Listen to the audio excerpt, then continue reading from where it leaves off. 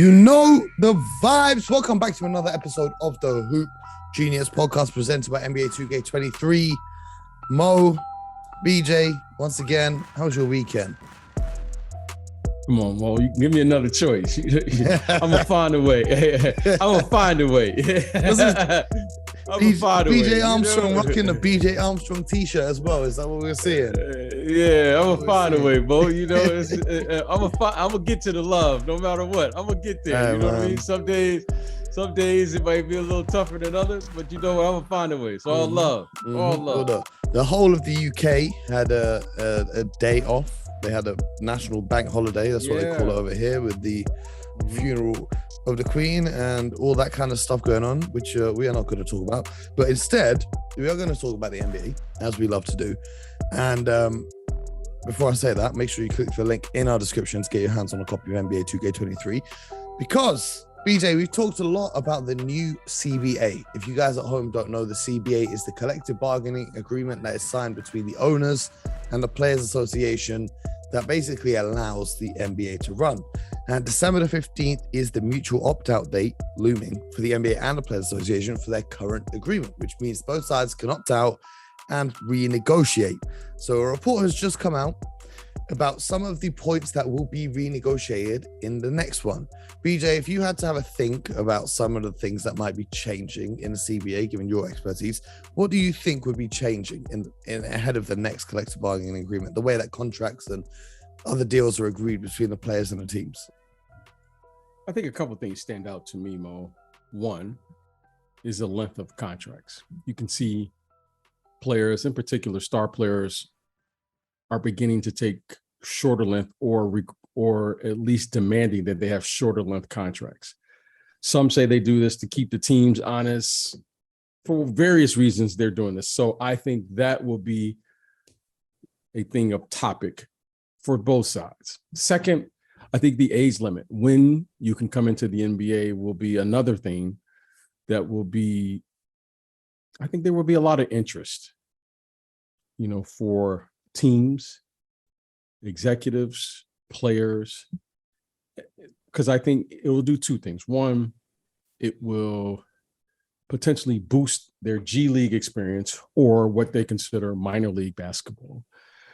And second, I think it will allow players who maybe want another option to get to the NBA to have an opportunity to go directly to the NBA other than going various routes that we've discussed, at different times throughout, our telecasts and other telecasts as well. So I think those will be two things that will stand out. Length of contracts and the age limit will come into play, what they're going to do there in the collective bargaining agreement, among other things. Well, you are spot on with the new draft eligibility rules, because here's what's rumored to be about to happen. The league and the NBPA, the National Basketball Players Association, are expected to agree on the moving of the age eligibility from the NBA draft from 19 years old to 18, clearing the way for the return of high school players who want to make the leap to the NBA, per sources with knowledge of the discussion. The NBA set the draft age limit at 19 years old in 2005. Adam Silver said in July that he was hopeful for the rule changing in the next CBA cycle, and both sides appear motivated to reduce the age eligibility for the draft. The reduced age limit for high school to NBA jumps will go into effect as early as the 2024 NBA draft. So the NBA, for you guys who don't know, put in a rule where you had to do basically 1 year of college or go and play overseas for 1 year, etc., before entering the NBA. Now they're bringing back the ability to go straight from high school to the NBA. And we've seen some great players make that jump. The likes of Kobe Bryant, LeBron James, Kevin Garnett have all gone directly from high school to the NBA. BJ, with this jump of going straight from high school, who are some players in recent years or since 2005 when the rules changed that you think could have made that jump without having to go and play in college for a year? Wow. Mo, when they say make that jump, you're talking about, you said those names, right? LeBron James, late Kobe Bryant, and Kevin Garnett. You're looking at, or you're talking about 3 or 4 incredible talents. Okay.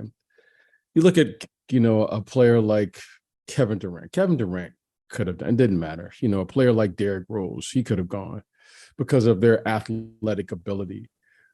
Some of the players you see that they have the athletic attributes to play in the NBA. Now, it takes time. There's no way about it. And there's no way around it, no matter how good you are athletically. The thing that allows those players to make it when you make that transition from high school or college to the NBA or to, let's just say, professional sports, is you have to have something that you can hang your hat on, meaning something that you can do when things get a little bumpy. When you talk about those three players, all three of them had amazing athletic ability. LeBron James, Kevin Garnett, Kobe Bryant. When things got a little rocky for them, they could always depend on something that will allow them to be the player as they continue their journey. And that's very important for any young player. For me, when I made the transition, I knew that I could shoot the basketball. I knew that I could pass the basketball and score. So even though I didn't always play well, I knew there was something I could hang my hat on. That's important for any young player. When a player, this is what happens to many young players. Once you see a young player lose his confidence or her confidence, it's over. You never get that back. So, every player is different. There will be exceptions to every rule. I'm not putting everyone in a box. However, as a father, as a dad, there are levels to this. There's the physical, which we're talking about now.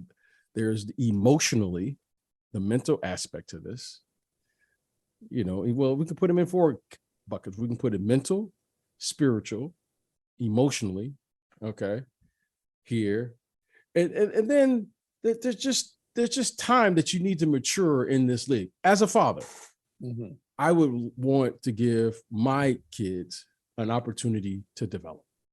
In college, just develop, to be around wherever that is, but to be around people their own age. Because here's why. When you're 18, there's a difference between what you do at 18, what you do at 25, what you do at 27, and what you do at 30. And you spend more time off the court than you do on the court in professional sports because of the games, the lifestyle, so forth and so on. I would really stress to my own kids, this has nothing to do with the question that you asked, and I'm not avoiding your question, is I would want my 18-year-old kids around other 18, 19-year-old kids so that they can continue to grow, not only on the court, but off the court, because I know how important that is to youth. I know how important that is to kids. I know how important it is to me. And with my own kids, I would really emphasize, and not often do I speak for my wife, but I think my wife would agree with that we would want our kids to be around as long as they can before they get to that business, so they have an opportunity to mature, develop, and be able to make decisions on their own. That to me is the goal here. And I'm not, all the other things you can do. The other side of that argument, hypothetically speaking, is people who aren't in as fortunate position, they can't afford to go and do that. And so for them to be able to go and get an NBA contract early without having to take a year of unpaid college stuff. But now it's interesting because they have the name and image likeness deals in college, so you can get paid a little bit whilst you're at college. But for all the Kevin Garnett's and Kobe Bryant's and LeBron Jameses, there are the Kwame Browns of the world where things don't work out as teams may have hoped. BJ, am I right in thinking you were in the Chicago front office in 2001? Yes, that's correct. That was a very interesting draft because at number 4, you guys picked Eddie Curry straight from high school. And you also traded for the number 2 pick, Tyson Chandler, who was also straight from high school, putting together 2 high school talents in that front court, superstar front court. What was your thinking in making those trades and drafting Eddie in that spot there? Well, whenever you're drafting, you're trying, especially in the lottery, And at the particular time, the Bulls were in a retooling. I don't like the word rebuild. We were in a retooling process. And we were just trying to acquire, which we determined was the best talent moving forward. And we saw an opportunity to get not one, but two incredible athletes, regardless of size and position. We just wanted to acquire as much talent as we possibly can. And we identified Tyson Chandler, who went on to become an NBA champion there in Dallas, great player. And Eddie Curry, unfortunately, he had some health issues, was a really terrific low post scorer. For what it's worth, Eddie Curry is a legend amongst the 2K community. He is a lot of people's favorite player. This will shock you. Yeah. I mean, Eddie was a great young kid, very talented, huge hands, very athletic. Most people didn't know Eddie was a gymnast. Okay. As a kid, and to watch a 6'11", 7-foot kid do a backflip, you talk about something that where you hold your breath. But he was very athletic, had great feet, great hands, and could score around the basket. I remember him having one of those big games versus his idol, which was Shaq, and watching him. I mean, Shaq was just massive. Shaq was 7'1" or so. Yeah, this kid was 6'11", 7 feet. Yeah, and Eddie could bang with Shaq. It was very interesting. I mean, he was. So I think we got that right. I think the thing that Eddie went on to be an NBA champion in 2012. Yeah, people don't realize. Eddie was a terrific talent. He was, but I do think, in saying all of that, and whatever the arguments may be, and it's not even an argument. It's just, it takes time. It takes time. We can look at their talent, but emotionally, spiritually, psychologically, you need time. So both of those guys were great kids. And over time, they went on to do terrific things in this league, on and off the court. And, but you know what? I mean, I think that was our process. And I think, in looking back on it, you just have to really have an environment where young people can grow and young people can reach their potential. But that takes time as well. And we, in professional sports, it's not a 5 or 6 year waiting process as you're charging people to come see your particular sport, So especially in a city that's just had a decade of Michael Jordan. Yeah. I mean, that was a tough sell. However, it's a tough sell. But however, in identifying the talent, I thought we did a good job of doing that. Yeah. But timing is everything. Well, most definitely. Do you know who is the last ever player to make the jump from high school to the NBA?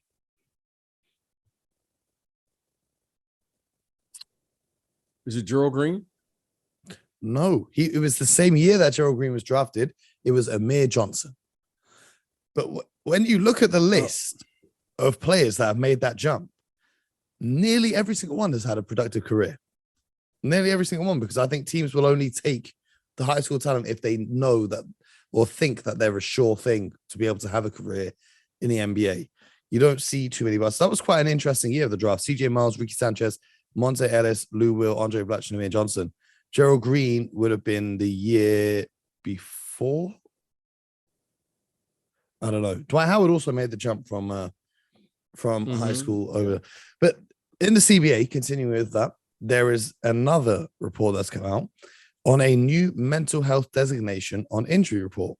In what would be unprecedented and a progressive change for American pro sports, the NBA and NBPA are discussing measures to allow players to cite mental health issues as ailments similar to physical injuries per sources with the knowledge of the talks.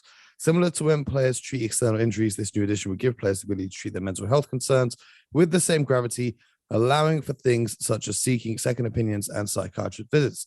Chicago Bulls all-star DeMar DeRozan, Cleveland Cavaliers forward Kevin Love have been at the forefront of shedding light on mental health battles and bringing in awareness and acceptance to the issues. Last season, Brooklyn Nets three-time all-star Ben Simmons missed the entire campaign, partly because of revealing to his then organization, the Philadelphia 76ers, that he was not mentally able to play. His admission came after requesting a trade in the summer of 2021. So it's no doubt that Ben Simmons and what happened with Ben Simmons last season is the reason for this stipulation. But I think this is a step in a right direction, as long as it's treated with the utmost seriousness by all parties involved. players like DeMar DeRozan and Kevin Love have spoken out about this. But what are your thoughts on this? You know, I try to always take a holistic approach when I answer questions like this. You know, if I just focus on the physical, I'm going to miss the mental. If I just focus on the mental, I'm going to miss the mental. If I just focus on the mental and the physical, I'm going to miss the spiritual, emotional connection, psychologically connection. So I try to take a holistic approach. I think when you place young people that are very inexperienced into high stressful environments, this is what happens. You know, when you are placed into the competitive nature that we are all in, there's going to be stress. And if you are not experienced enough to handle that stress, you know, you can get off track very quickly because you're not prepared, you're not experienced, but more importantly, you're not trained to handle the level of stress that you're currently seeing. You know, without me experiencing my high school experience, my college experience, my few years in the NBA, all of the things that I saw, I wouldn't have been prepared to handle what I saw later in my career or earlier in my career. So I think more than anything, it's how do we prepare these young people for the environment they have no idea about? It's just like life. Mo, there's no preparation for this other than you have to live it. Mm-hmm. And, you know, the things, the pressures and the problems that I have now in my 50s, Mo, if I would have saw these problems at 21 or 22, I probably would have jumped off a building. Okay. That's crazy. Okay. So we have to have the experience. More importantly, Mo, it's great to have an environment where you have other people, safe environments where you can talk to other people so that you can deal with this level of stress that you're under. You don't make it to the NBA and then all of a sudden not be able to deal with the level, the competitive spirit that we are forced to be in. I felt it, but I was able to deal with it. Why? Because I felt I was prepared for that moment. It didn't always go my way, but I was prepared for the moment to be able to deal with it in a way that I've been. So I think these young people now are being placed into something they haven't seen before. And we're being able to see in real time inexperience happen. And then we're going from there. I think as well, it's not just NBA issues that affect these players. So like, for example, John Wall, everyone was making jokes about John Wall when he wasn't playing for the Rockets and they've seen different pictures of him, etc. And then when the news came out about what he was dealing with his family and his mother and stuff like that, it gives you a whole new perspective on the situation. What I will say is certain teams have had psychologists, sports psychologists working with them over the past 5+ years, more and more in depth, working with the players on particular issues and trying to get them mentally ready to be in the best condition as well as the best physical condition. But there is one more. Well, there is actually two more points in this new CBA negotiation. There is an emphasis on player and fan civility. The NBA will soon players and fan what? Civility. Oh, okay. So the behavior of fans towards players in the stands, etc. Because we have seen a few incidents over recent years. You know, fans thrown, I think they threw some drinks at Russell Westbrook when he was walking to the tunnel, throwing some popcorn and stuff. You know, so there is that. But then one really important one, I think, here, especially for teams like the Golden State Warriors, penalties for harsher luxury tax potential for harsher luxury tax penalties. While the prospects of a hard cap on team salaries appears to be a non-starter for the NBPA, more punitive penalties for the luxury tax system are a point of emphasis for the league and some team governors. So I imagine the teams in small markets that can't afford to pay the luxury tax. Team executives believe the tax penalty will arguably be the biggest issue to resolve in the next CBA. However, changing the overall structure of the tax could be in aspects of both sides address. So it seems to me that the haves and have-nots, shall we say, in this league, the OKCs of the world, who have had to forego players because they couldn't afford to keep them, e.g. James Harden, and then had to watch players go to teams like Golden State Warriors having Kevin Durant, where they can afford to have 3 or 4 max salaries on the books because their super rich owner is happy to pay the luxury tax year in and year out. That has become somewhat of an issue. BJ, what are your thoughts on this aspect of the negotiation, and what do you see as being a solution for both parties? Well, as far as to retain players, so here's the big thing with the luxury tax. You know, we make it a big market versus small market, which is very easy and very simple for everyone to understand. But here is let me take everyone behind the curtain. You can't stop players from talking and recruiting other players. Everyone knows that here's the following. People are talking in the NBA. It's a very small circle. And the last thing you want is you draft a player. That player at the end of 4 or 5 years leaves and goes to another team, and you have zero thing to show for that. That's what you don't want. I don't care if you're a big market, small market, and everyone knows that. Mm-hmm. That's the bottom line. I don't care who you are, Milwaukee, Oklahoma, New Orleans, Sacramento, the Lakers, the Knicks. No one wants to be in that position. Why? It sets your organization back 10 plus years. When you have an opportunity to draft, key word, when you have an opportunity to draft a young player, you're taking on the risk of developing this young player, surrounding this young player with excellent talent, coaching, and doing all of the things. Then that player is ready to start winning. He leaves for nothing. They can call it luxury tax. They can call it whatever they want. That's what they don't want. Yeah.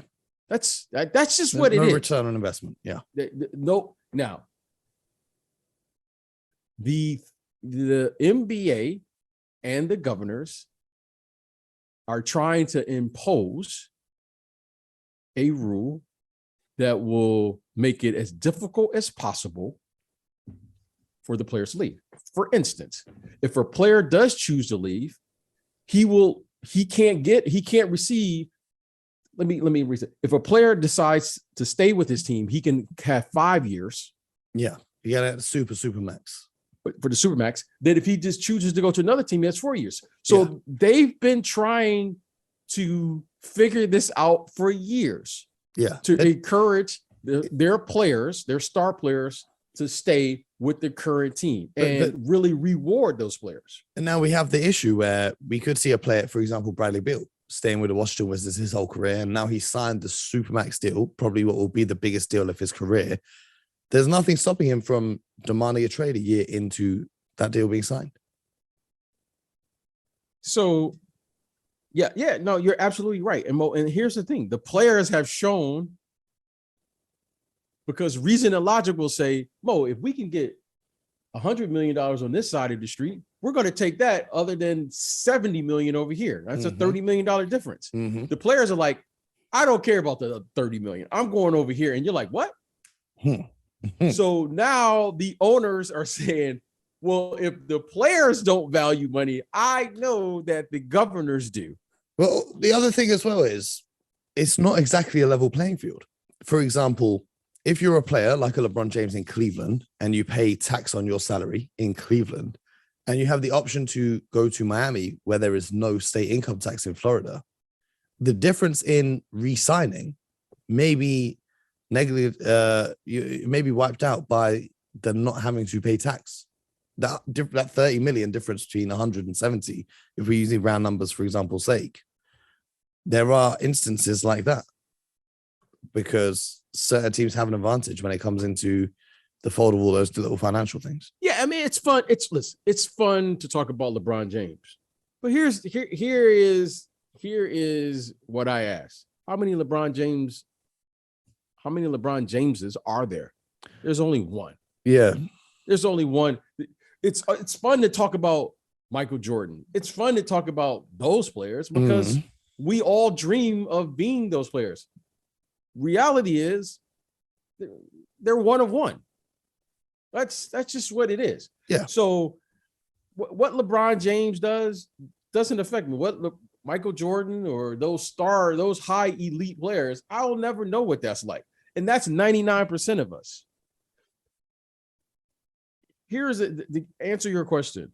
These owners are trying to figure out how to create an environment where they can retain the services of their star player and really make it as difficult as possible for him to go to another organization. And as everyone likes to say, you got to hit them where it hurts. Okay. So what they've determined, okay, if you want to go someplace, you just got to take less money to do it. Or if you do get a player, we're going to charge you X amount in luxury tax. And then it really offsets the following. Like, is it really worth it to win? Because everyone knows that everyone's talking to everyone, right? Coaches are moving around, players are moving around, executives are moving around. So everyone is all in the same room, more or less. And, you know, we don't say they're recruiting each other, but they're looking around. But so I hear what you're saying, and that's how it currently is. But what they're looking to do is make the luxury tax more harsh, because now, for example, the Warriors, we're seeing their ability to retain the talent that they drafted, which I don't think necessarily is a bad thing. But you're looking at a point where they are going to be able to dominate, supposedly, for year on year on year on year, having a dynasty that other teams cannot afford to have because they've not been able to pay the luxury tax so far. So they're happy to pay all their guys, and they're happy to pay the price to win. Here's the thing. Here's the only, if you will, I don't know if it's fair, fair or unfair, but here's the difference. Golden State can charge a price for its, floor seats that is far superior than, let's say, the Oklahoma City Thunder or the Orlando Magic, just because of location. That's just a fact. Yeah, that's a fact. If one can get, if you're in New York, for instance, you could easily charge $2,500 for a floor ticket, but you just can't readily do that in New Orleans or other places. So that's a fact. So if there's anything that's geographically, you got to know where you're at. So that makes a difference. I don't think there's anything you can do about that one. However, if suddenly now the New York Knicks are paying a much higher price tag because they have a bigger profit margin for the same seat arena, right? If one team is making $5 million per game and the other team at its max is only making $1.5 million, well, Mo, you could just do the math. It's just a math equation. So it doesn't really matter. To me, you got to make those bigger markets who have the ability to charge more for tickets feel the same pain that the smaller markets pay because they can't afford to do that. I mean, that's just a fact. It doesn't make it right or wrong. That's just what it is.